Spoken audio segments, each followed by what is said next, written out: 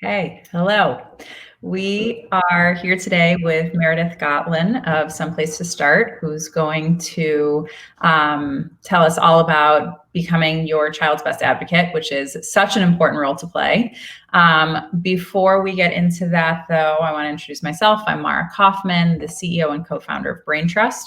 We are a platform where parents can connect with certified teachers and learning specialists for private tutoring.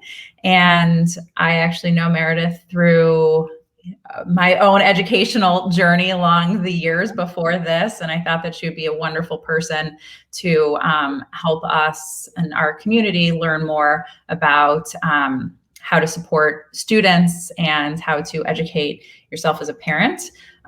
So with that, I'm going to pass it over so that she can introduce herself, tell us a little bit more about her very impressive and extensive backgrounds. So thank you, Mara, and thanks for having me.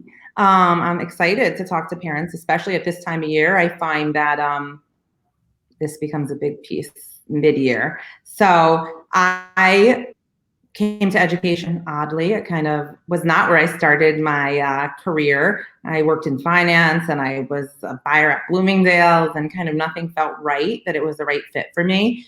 And I tried out education and it stuck, and it felt like that was my calling, so to speak. And so I was a middle school math teacher in Chinatown for quite some time, and then went and studied administration and became an assistant principal in the South Bronx, and then shortly after became a principal in the South Bronx. And I was a principal almost 10 years, I think, and loved every minute of it till the day I left. It was a very bittersweet leaving, but I left because along the way I had 3 children. And one day my oldest child said to me, "Mom, are you going to ever come home Friday?" And my answer was no. And I realized that at some point I had to take a step back and say, I cannot educate everybody else's child better than I am educating my own. And so I took a leave of absence. And in that leave of absence, I came to the realization of a lot of things about my own children and their learning and their challenges. And through that journey and becoming their advocate, I ended up at Someplace to Start, because that was a question actually that people ask me all the time. They still ask me, well, where do I start? What's the first thing I do? And it's so overwhelming. And so it kind of was, my child of everything that I had been through as an educator, professionally and personally. Yeah. And I think it's actually a perfect transition into my first question for you, which is what is your recommendation for parents who either see that their child is struggling and they aren't necessarily hearing the same feedback from school, or a parent who sees that their child is struggling, the school saying that they're struggling, but not necessarily giving any recommendations for what to do next? What is that first step that a parent can take to begin to assume this role and try and create change? So it's so important. My first thing that I always tell parents is trust your instinct. Personally, I was told multiple times, your child's okay. He's fine. She's fine. There's nothing.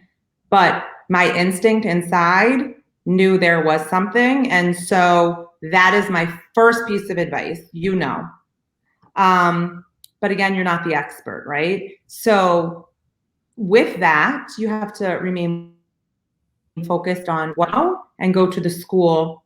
And I always say start with the teacher.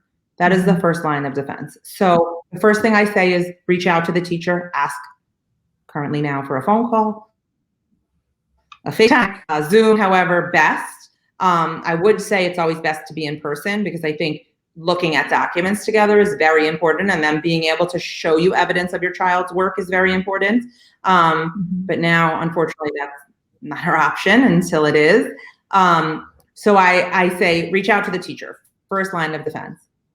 Share your concerns, but don't just show up unprepared and say, I'm worried. My child, I think they're struggling. You need to go with information. I think they're struggling with writing, and this is why. I don't see that they can form, they're in 3rd grade, and I don't see that they have the understanding of sentence structure. They don't know the semantics of language. I read with them and they skip words all the time. Go with real evidence that you have observed, because it makes the conversation grounded in opposed to as opposed to just, I feel this way, right? We need facts, and facts really can't be debated. And then once you've opened the conversation to the teacher, ask them, do you see these things? What are you finding? And ask them for the evidence, right? So if it's writing, if it's math, if it's fractions specifically, decimals, division, multiplication, whatever it might be, you need to ask for evidence. Great, they're reading on grade level. Can I see that running record? Can I see that assessment? It's so important to get that evidence. That is always the first step, the teacher. Then, if the teacher is telling you there's something wrong, or if they're not, and now you've started a conversation, the second piece is intervention. And don't just let them tell you, well, we're going to give some extra support. We're going to give, we'll take care of it, right? That's okay, terrific. What's the intervention going to be? Ask specific questions. What is it going to be? Who is going to provide it? How many times a week is it going to be provided? What size group is this intervention going to be provided? Right? Who's going to be in this group? My kid's in 4th grade. Are they going to be with a second grader? These are all important things that, speak to the quality of the intervention the child's going to get. And the more informed you come, the more likely you are to get what your child needs. And the more questions you ask, the more the school understands that you are your child's advocate. And you are not one that's going to be brushed under the rug. Because unfortunately, our schools are overcrowded, right? And so we're just trying to move through. And so if we have a parent that's noisy, we're going to pay a little more attention. And I think that something that you brought up is just asking lots of questions. And I think that that's something a lot of parents, I imagine, feel intimidated, sort of not knowing where to begin, or not knowing what grade level looks like, not knowing what standards are for 3rd grade writing, and whether their child should be able to produce a complete sentence, should know where commas go, all of these sorts of things. But I think that idea of going into these meetings with the intention of let me see the work and let me ask questions about the work becomes not only a means of creating a more effective dialogue with that teacher, but also becomes a really great vehicle for the parent being able to educate themselves as to what is normal, what isn't normal, what needs to happen. Because if you don't ask, then you'll never be able to find out. And some parents just don't know where to start. So I think being able to begin with that classroom teacher who can start that education is a really great recommendation. Also, to that point, I think, asking, the questions and acting and being honest. I don't know. Right. I don't know if my 3rd grader should know how to multiply double digits, right? I don't know. Is that a standard? I don't know. That's okay not to know. Yes. But, opening the conversation is the only way you're going to know if your child is doing okay.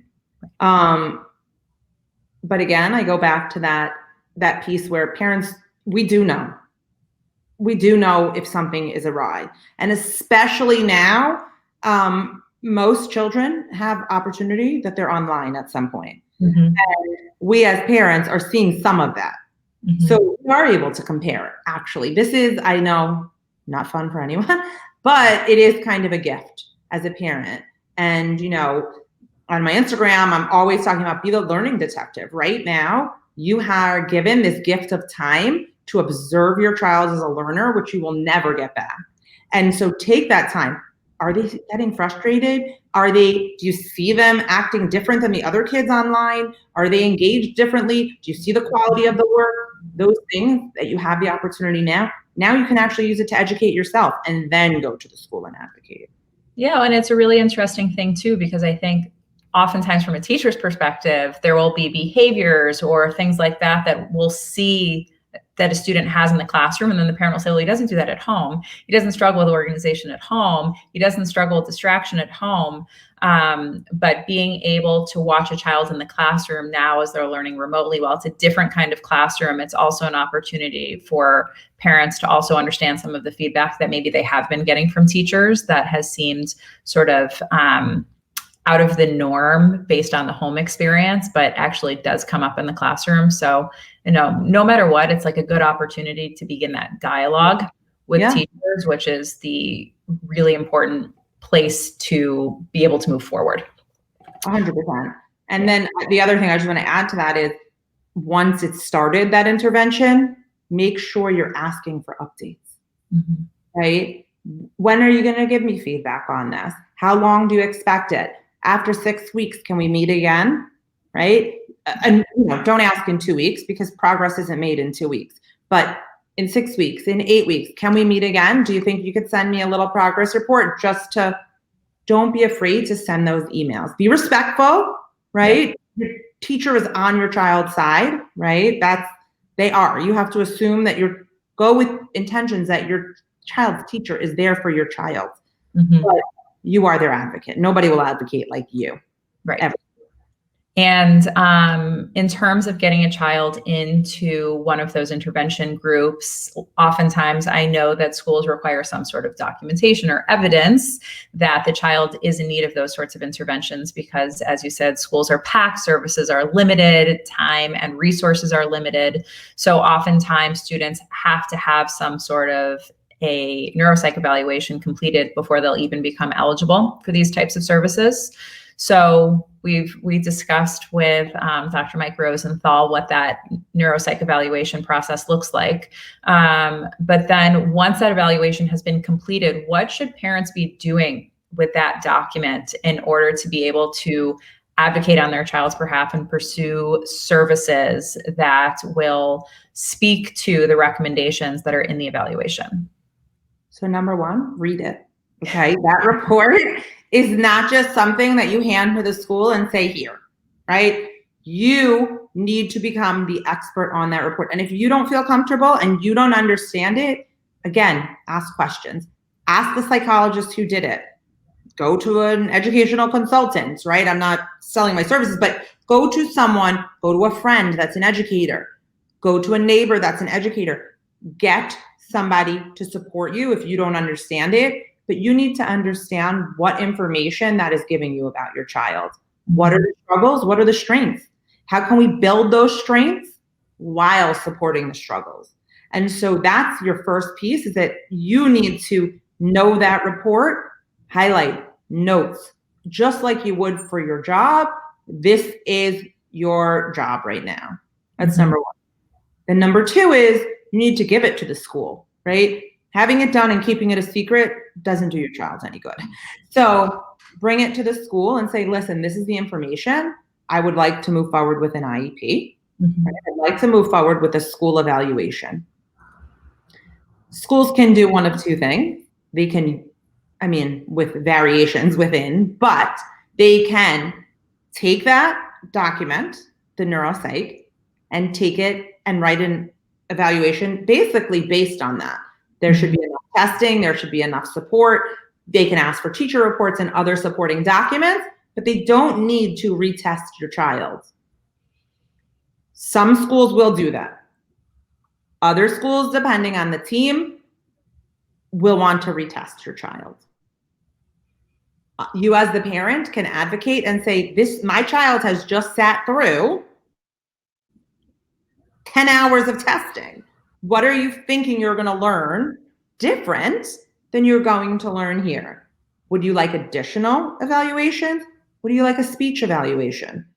Would you like an assistive technology evaluation? Would you like an OT or a PT? Yes, there are additional pieces that you can add on to it to make for a more well-rounded and thorough evaluation on a school team.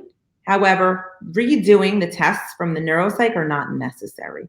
You can use that information and they can write a report based on that. Yep. And then we also just spoke with Stephanie DeLussy about making the most of that IEP. And her big recommendation was also, participate, be informed, communicate, do all of those things to make the most of that document, because it's going to be so crucial to your child's success in school. So I think something that happens often is, and I heard her say this actually, the school will at times show up with a predetermined, this is what we're going to do. Mm-hmm. But the IEP meeting is to be a discussion, and it is meant for you to share and for them to share what they think would best support your child. So if they present you do not think will support your child, this is your opportunity to agree or disagree. It is also your opportunity to say, thank you, I appreciate this. I am going to go home and think about everything you've said to me, and I will get back to you once my partner and once I have had time to digest this, and then we can move forward. You do not have to accept what they say right then and there either. That is something that I don't think parents understand. This is an opening dialogue. You can fight back. You can disagree. You can tell them, no, this is not what I think. Oh, your kid should have twice a week sets, 30 minutes with 12 kids. They're not going to put 12 kids, 8 kids. You can say, I believe my child needs more intervention than that. I believe my child needs 4 times a week for 45 minutes with 3 kids. Explain so why. I think that my child has ADHD. They can't sit in a group with 8 children. My child needs very specific instruction on decoding. And do you have 8 children on that level? And so those things can be a conversation. And I think that it also is just highlighting the fact that, the role that a parent has to assume is that of an advocate.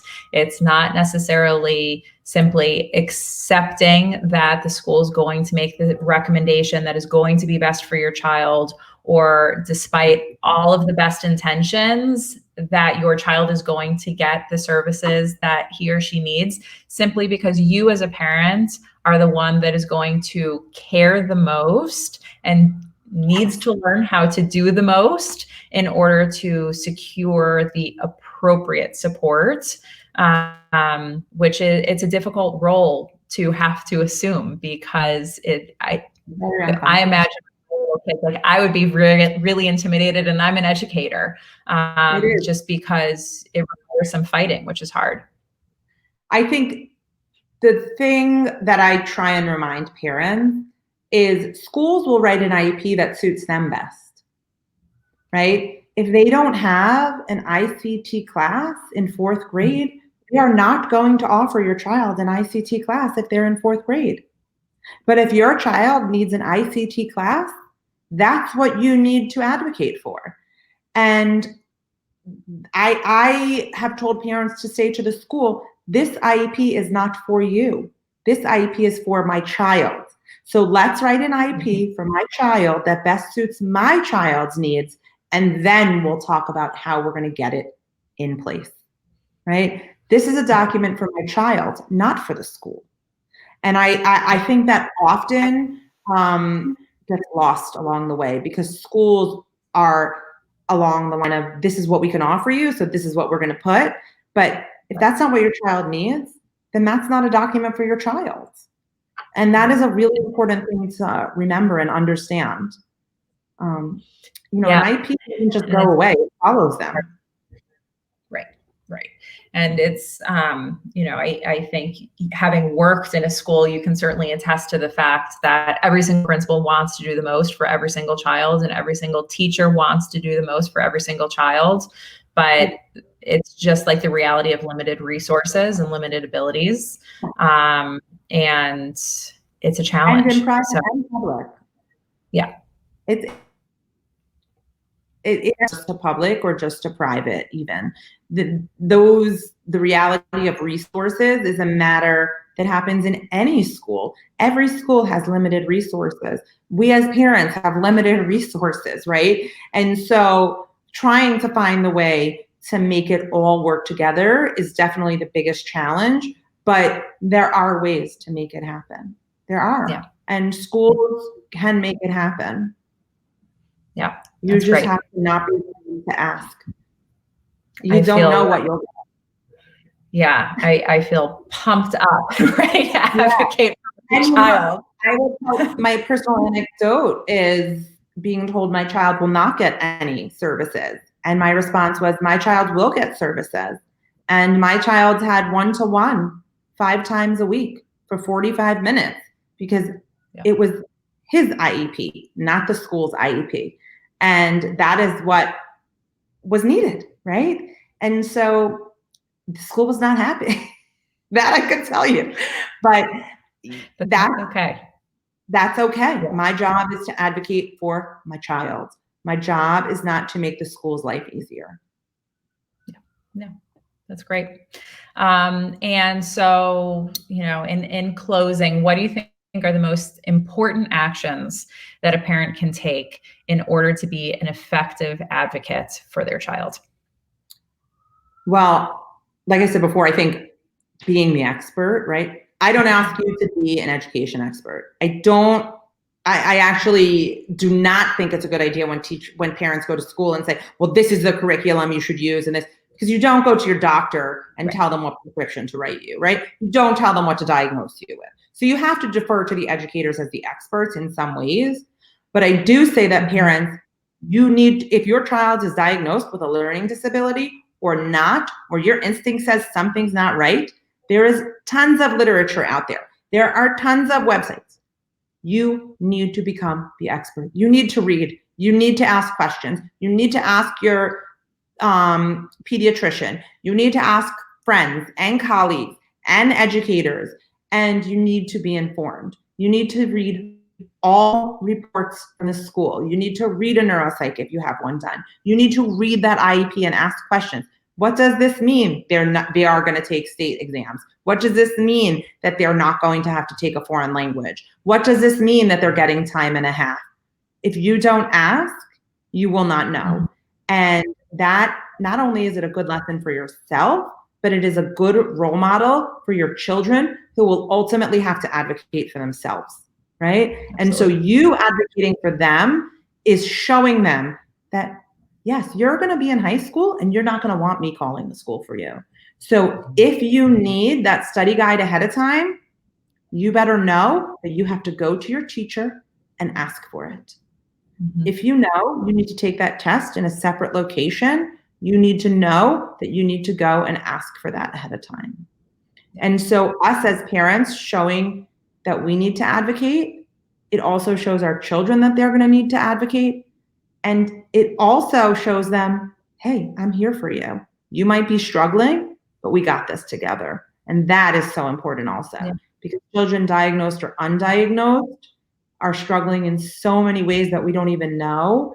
And just knowing that your parent is in your corner or your caregiver is in your corner means so much to children that are struggling.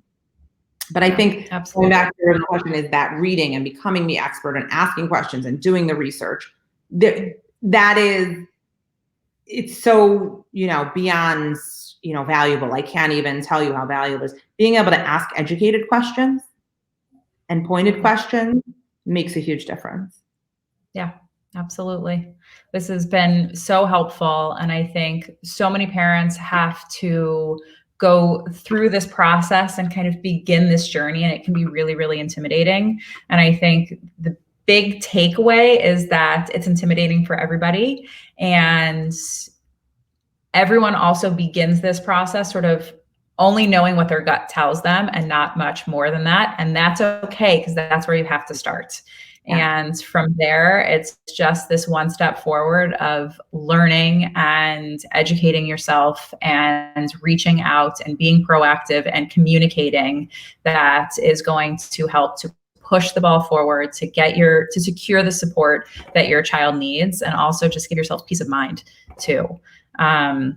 So I really appreciate all of that wonderful advice, as I'm sure our audience does too.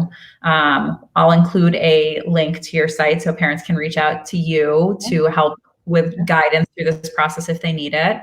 And of course, if your child needs a wonderful teacher who will be dedicated to them and be on their side, our Braintrust educators are professionals that are well versed in all of these issues and can be your ally in not only educating yourself about how to support your child, providing your child with that direct support that he or she might need and you're fighting to get for them in the classroom. Yeah, both of us can work together to build your team to support you through this process, because parents like you, you're not alone. And, 1 in 5 kids has some sort of learning or thinking difference. So, just imagine the number of parents that are going and it's not this. easy. I'm an educator and it's not easy. So, yeah. But it's great. It's great. And thank you so much, Meredith, for taking the time to talk with us today. Thanks for having me. Bye. Bye.